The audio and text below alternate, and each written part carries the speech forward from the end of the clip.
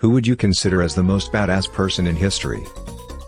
Witold Pilecki volunteered to Auschwitz death camp and escaped it to report what was happening there to elites of Poland. No one gave a fuck at that time.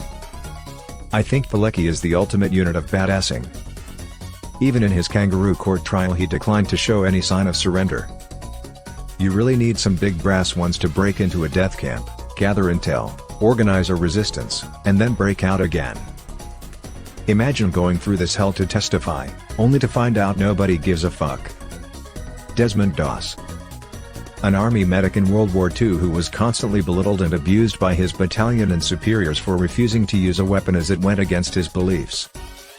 Then, when he landed in Okinawa and more than half of his battalion were shredded by Japanese machine gun fire, Desmond Doss crawled through the dirt over the course of several days to as many of his injured allies as he could and dragged them all the way back to the 40-foot cliff they had scaled up from, then lowered them to safety.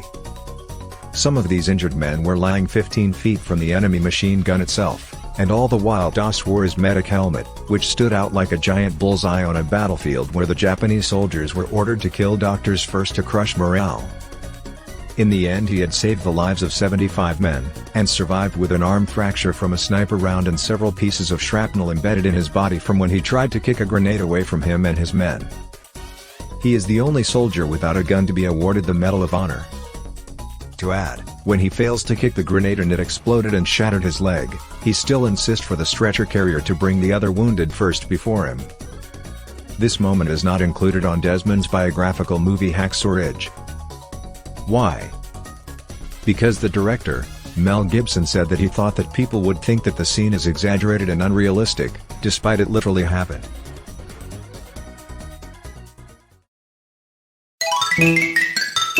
Helge Meyer, also known as God's Rambo.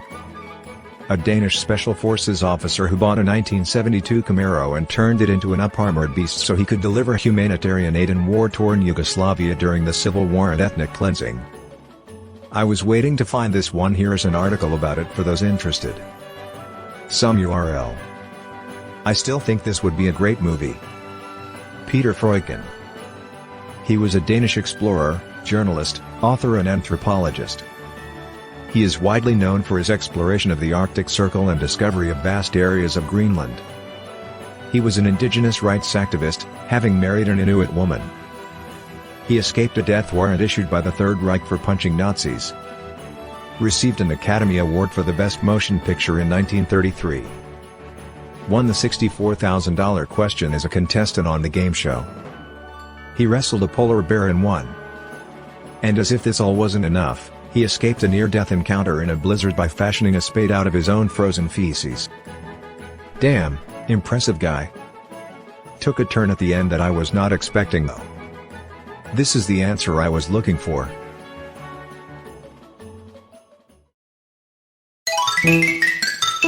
Definitely Major Hugh Thompson. I'm sure there are people who have done similarly brave things, but not that I know about. In 1968, Thompson managed to stop the My Lai massacre almost single-handedly. He arrived after many civilians had already been killed, and couldn't understand how they had died.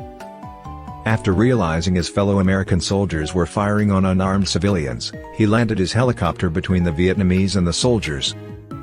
He then told the troops that if they continued to do what they were doing, he and his crew would open fire on them. After getting back to base, he filed a complaint about what he had witnessed. His complaint was covered up, and he was shunned as a traitor. It wasn't until 1998 that the Army acknowledged he did the right thing. It's common to be brave in war when you know that you'll be lauded as a hero. It's another thing entirely to do it knowing you'll be seen as a traitor. He turned against his troops and country to protect innocent lives, despite what it would cost him, and I think that's about as brave as you can get. If I remember the story correctly, he returned to Vietnam years later and met with survivors of the massacre. He was met with love and gratitude, a pretty emotional reunion. Nancy Wake. So skilled as she was nicknamed the White Mouse by the Gestapo due to her elusiveness in avoiding capture. Highly talented in espionage, she worked as a spy for the French resistance and the Special Operations Executive to take down the Nazis. One of the more highly decorated women from World War II, yet not well known. Well, that's what she's good at. I think we've found Carmen Sandiego.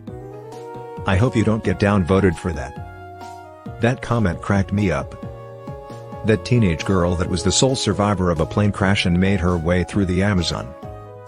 She's definitely up there. While injured, bleeding and functionally blind nonetheless. She had a strong prescription and lost her glasses in the crash. I remember reading that she waded through a river, using a shoe to tap in front of her and scare off possible snakes.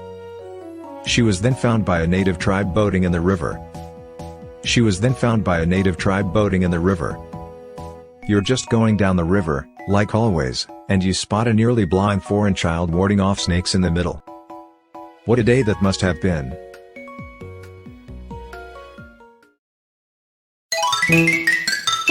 Canadian Rambo aka Leo Major.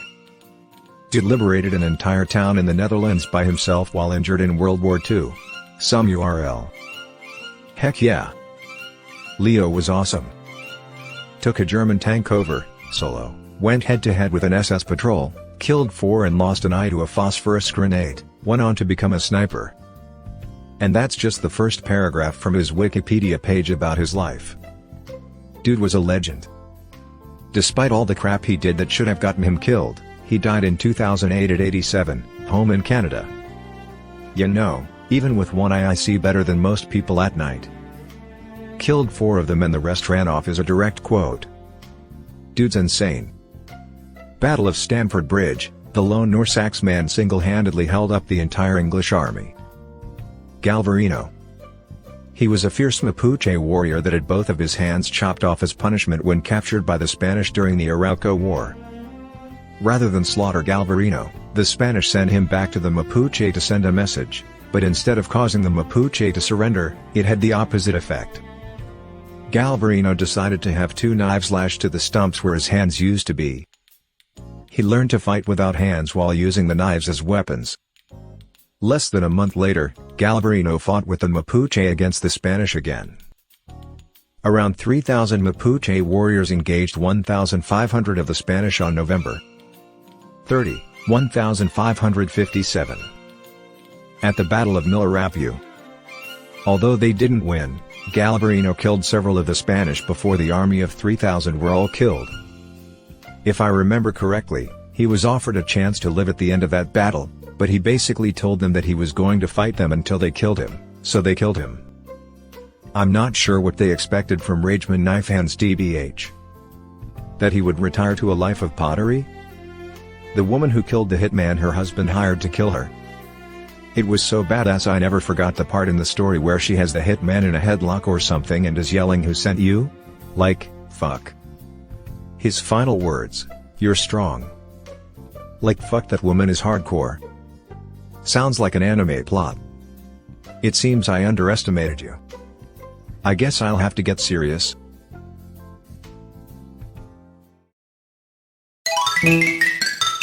Maria Oktyabrskaya. Her husband was killed in World War II, so she sold all her possessions, bought a T-34 tank, and went into the army. Edit, technically she sold her possessions, donated the tank and then asked to drive it and was allowed. I didn't know you were supposed to bring your own tank. That's exactly what she thought.